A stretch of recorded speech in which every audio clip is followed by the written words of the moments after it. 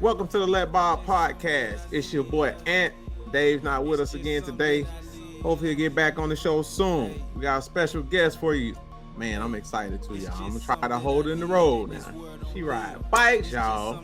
It's Dystany Spurlock. I'm talking about ride bikes fast. And you know your boy rider, so I'm so excited to get her on here and just really learn about her experience, how she got into riding bikes. Like, what's her favorite part? How fast she been? Because when you're a crotch rocket rider, everybody want to know, well, how fast have you been? So I want to know what that looks like. And I'm crazy excited because she's sponsored by BMW, baby. And I'm a BMW rider. So I'm just crazy excited. So let's get started. Miss Spurlock, how you doing today? I am good, Aunt. How are you? Thank you for having me on the show. Oh, man. Hey, I'm glad you're on here, man. Like, for me, I just want to learn, like, how can I come up there with my S1000RR 2010 original world breaking all kinds of records when they drop? How can I get up and ride with you, man? We got to get on the interstate. See how fast you can go. Oh, so you're trying to take me out of my element on the track and put me on the street. Okay. I mean, we can go whenever. It don't matter to me. That's cool. That's cool. So how did you get into how did you like get into riding bikes? Like that's usually a male dominated area. Like what got you into the space? Like what made you want to ride bikes? So I grew up around it. My mom and my dad, they rode motorcycles. So literally I've been on the back of the bike since I was 3, 4 years old. And then my godfather, he drag raced motorcycles. So when I was 12, I went to the drag strip and I said, okay, this is what I want to do. Sign me up. Let's do this. So when I turned 16, my mom bought me my first motorcycle. I didn't get a first car. I got a first motorcycle. Okay. So that was a Gixxer 750 0506. No. Okay. Yes. So I rode that for like 2 months. And then BMW came out with the S1000, Yes. and Brock's Performance actually had the BMW Performance Center bike where they were trying to break the record on it, see how fast it can go. So that was in, I don't know, 2011, I think it was. Uh-huh. I said 2011, and I got to race it. I set the record on it within my third pass, and I became an ambassador for BMW, and the rest is history. Man, like that's crazy. First of all, what's insane, I got a couple stories. You started on a 750 Gixxer. Those Yeah. bikes were crazy fast. That was my first bike. I had a 90, mine was a 98 Shred. Oh yeah. Crazy fast, man. So you were 16. I was 18 when I started. You were 16 on a 750? Well, I originally learned on a ZX10, so 1,000 essentially. Really? Yeah, that was what I learned on, and then my mom bought me the 750. So yeah. Wow, you came in the game strong. Like the bike game is just different. Like when I was most people start on the 600. I started on the 750, but the goal was to get to 1,000 Jigsaw. I was a Jigsaw fanatic, man. Like I was like Jigsaw everything. Yes. But boy, when that BMW dropped, my partner, he got it first. And I was a Jigsaw guy. He was like, man, the BMW this, BMW that. I'm like, man, I'm gonna kill a BMW, man. You bring a BMW over here, we're gonna eat. Right.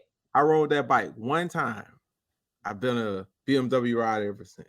Ever Just since. one time. It was just the quickness, the just the riding itself. It felt like a Gixxer in the way it was slim and light, Hmm. and it just power, man. I raced that bike. I've beat so many different bikes on that thing. Only losses I've had was to other Gixxer, or excuse me, other BMW 1000 R's.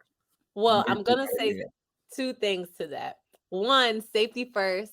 Don't be drag racing and racing on the street. Bring it to the track. That's one. Okay. Two, have you ridden the new Gixxer 1000s? I haven't, but I've raced one. I raced, and let me back up. I raced a 20. They started making those in 2018, I think, 17. 2019. I raced 17. one of those.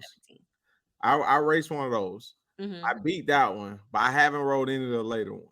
You Um, need to. yeah, We I don't. have we have two of them, and you know me. I'm an ambassador for BMW, hardcore BMW person to the core.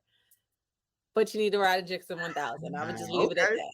But all those new bikes, I can imagine they finally caught up. I mean, it's 12 years later. That part. All those new bikes, I imagine, are super fast now, man. Cause I don't understand how much faster does a person want to go. I've took my bike to the limit, and I just couldn't imagine going any faster. I just don't understand why someone would want to go much faster than that, right? And the thing is, it's that same power, like how that BMW was when they first came out, but now it's on a lighter bike. Oh man. So you get, it's just even more. Oh But man. it's not in a scary way. See, I gotta bring it back because see, if it was up to me, we just talk bikes this whole episode. That's all I'd be on. Like, well, tell me about this bike or that bike. But the point of us having you on here is because Let Bob is about four things. Our four pillars are community, education, finance, and ownership. And so it's our goal to highlight people like yourself because most times we don't never know you. Like nobody ever heard of you, or until you like peak in your career, regular people won't know you're out there. So what our podcast is about is bringing people like you to the forefront so we can show like you got this young lady breaking records, doing things in an area that's generally dominated by men. So we want to know like what does that feel like? Like what is that experience like being the first person of color, first female in that space dominating like that? How's that feel? So what you're referring to is I'm the first woman of color, African American woman, to win a 460 index final. Wow. So that was pretty cool. That happened back in 2019. But to answer your question, what is it like being a woman in a pretty much male dominated sport? To me, it's normal. I've all my life I've been in male dominated sports. I played football in middle school and high school, of course, with all the guys. I drive tractor trailers for a living. That's pretty much male dominated. Racing motorcycles, that's male dominated. So to me, that's my normal. It's normal to me, but it's pretty cool though, because you get to kind of beat up on the guys a little bit. Guys don't like losing to a girl, so it's pretty cool though. Yeah, no, I can see that. We wear our feelings on our chest a little bit. You get spanked by a female on a bike. I'm telling you, don't want to go back to the huddle of your men with that one because they ain't gonna let you at the end of it. But you had the advantage That's though, right. I assume, because you're lighter, you're light, right? So with that, you're always gonna have the advantage in most cases. You can, and depending on how fast you'll push that bike, breaking records, you got to be someone who's like, hey, I'm going full capacity. Give me as much as it got. That's right. I'm very locked in. I'm not just out there to be a pretty face. My goal is to first and foremost safety. Be safe, have fun, and break some records, win some races, win some championships, and be that example for those other boys and girls or even men and women that inspire to race and show them, hey, if I can do it, you can too. No, that's good. That's good. And we encourage that. Don't let the current circumstance, deter you from doing what you want to do. Like you said, you've been riding since you was a young kid. So it's like it's something that's just always been a part of who you are. And it's exciting to see you kind of live that out. So what's the goal for Destiny? Like what are you trying to achieve in the space? What's the ultimate goal? Okay, like this can be a very long, drawn out answer, but in the motorcycle world, my goal is to get to NHRA Pro Stock Motorcycle. For those that are not familiar with, the motorcycle drag racing world, it's essentially equivalent to like your NASCAR, but just for motorcycles in drag racing. And it's called Pro Stock Motorcycle. On the motorcycles that I race currently, are faster than the motorcycles in NHRA, but that has always been my goal to get on that highest platform and then allow that to open up doors so that way I can potentially be a team owner and open up a foundation to help other kids get started drag racing, whether it's cars or motorcycles, junior dragsters, whatever, and just see where it takes me. That's interesting. You said something that is one of our pillars, so I would definitely have to piggyback off of that. So what does it take to become an owner of a team? What do you have to do in order to achieve that? So it just depends on what level you're on. So if you're on the level where I am, literally, as long as you get a motorcycle and got the funds to do it, you can be a team owner. But on NHRA level, it it's going to take some backing. You're going to need as many sponsors as possible, because not only are you're not just East Coast based or West Coast based, you're going from coast to coast, north, south, just all over the United States. So you need to be able to fund that. You need to be able to make sure you have the proper equipment, backup parts, spare tires, all of this stuff. So you need a strong backing. See, that bag is basically what you're saying. You got to have a bag to get in that space. Yes, you do.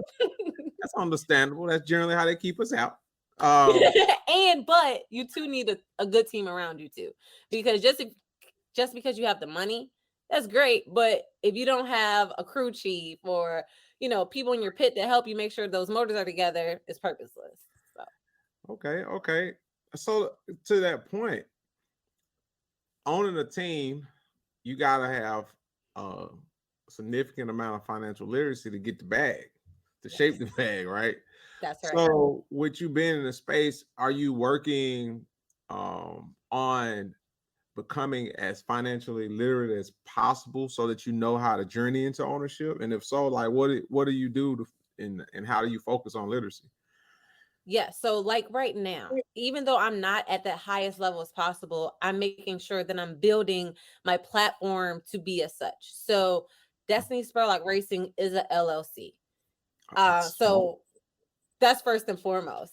Branding, making sure everything is where it needs to be. So that way, when you get these sponsors that approach you and say, hey, we want to back you, everything's already done. Because the first thing they're going to say is, what's your EIN? Oh, I don't Yeah. have one. No, we're good. We have savings, we have bank accounts, everything is where it needs to be. But I just make sure I stay up on the know for everything when it comes to being a business owner in the motorsport space. And that's good because you said something that I think we definitely want to highlight. It's two different things to be a team owner and a business owner. See, the business owns a team. You could be a team owner and not have your business side together, and it could be financially detrimental to you in the long run. But if you understand business, to her point, then you can, at the time when you're ready to become a team owner, you could buy out with your business if you structured things right. So what you're telling me is you have good financial structure. Yes, I do. My goal has always been to be an entrepreneur. And one thing my manager told me years ago, know the business before you get in the business. That's good. And at this point, I was 17 years old. I'm thinking, okay, we can just go out here and race. He's like, no, we're going to set up this LLC. We're going to open your bank account. We're going to get your business credit established. And I'm like, what is this? Yes. I had no idea this was even a thing. So I'm like, oh, so I can't just race. Like, I have to be a big girl and learn this stuff. So that was pretty cool learning that. And now it's come over to, my everyday life, being an entrepreneur. I have 2 other businesses that I run and, just learning as I go. No, that's good. I'm excited to hear that. We always want to know that it's not just about the focus area, right? No matter what industry you're in, what sport you play, it all has a foundation on, do you understand how to run your business? I'm a big advocate of, I treat my personal life like a business. Yes. I run my household like a business, because proper business structure dictates how long you could live on the finances you're generating, right? It's not about how much money you make, it's what you do with the money that you make. Right. So I have another question for you. How many areas of opportunity is it to generate revenue in racing? I mean, I just know the betting way. Like, we used to bet on the street racing. We just bet. You got 20 on the left lane. Yeah, there you go. That's so funny. So one thing that I utilize is merchandise. Okay. You can sell so much merchandise on the racetrack and e-commerce. Okay. For me, so literally, as soon as I make a drop, say, hey, new merch, it's gone. And Wow. I think it's awesome. That's so awesome because I can use that money to help in anything in my, in my racing form. Yeah. Also you can, it's sponsors, of course, is one way Yeah. to generate. So it's not coming out your pocket. You can do fundraisers, you can do giveaways. It's so many things you can do. It's just, how you want to go about it. But I love doing fundraisers and we have some giveaways coming up. So stay on the lookout. Oh, yeah. Put me on the lookout. I heard you got a race coming up too. I think in March, right? Uh no, April. April. Okay. The second week in April, second or third week in April, if I'm not mistaken. So yeah, but I will be doing some testing probably the end of February. I'm just saying what I gotta do. I want to be out there with the team. I'm trying to be out there, like right by the bike, smelling the racing fuel, getting hyped up, trying not to get on the bike myself, right? Yeah. What do I need to do to be there? I want to be there and see you in action. How do you what do I need to do to come and see you in action? So you can first start, if you don't know my schedule, just go to my website, which is DystaNySpurlock.com. But I think our first race is going to be in Maryland International Raceway for the Okay. XDA series. So literally just go to the track, pay your admission, come to my pit area. Most of the time we're in Vendor Midway and just hang out. Just Literally. chill, right? I'm I'm yeah. coming. I'm there. I'd already told my team when they told me we were doing this. It's like, hey, when the next race? I want to be Yeah. at the race. Yeah. Well, I'm gonna Yeah. hold Nah. y'all to this. Okay. Hey, I'm telling you, like my family, my dad, that's how I got in the race. My dad's been racing forever. That's He's awesome. not racing anymore. He's older, but that's how I got Mhm. the gene. I'm a speed demon, man. Like because of what I do now professionally, Mhm. I can't ride like I used to. But I love the speed, man. The only thing I've ever done close that gave me the feeling of riding a motorcycle is skydive. That's the only thing. I can't do that either now in my professional career. I can't do it. They just take both of them. Oh, Yeah. skydiving is fun. I've done Yeah, it once. very fun. I love the rush of that too. Yeah. So another question for you. Why do you think it's only a few of us in the space? Like, why do you Hmm. think it's more at that level? Like on the street racing, like what more of what I was accustomed to. Um, Hmm. we dominate, but in the professional realm of it, why do you think it's not a lot of us in there? One, I feel like at the lower level, a lot of people still don't know about motorsports like drag racing. You hear about your football, baseball, basketball, but I feel like it's not pushed out into our society enough for us to even get involved in at the beginner level to even get there to the higher level.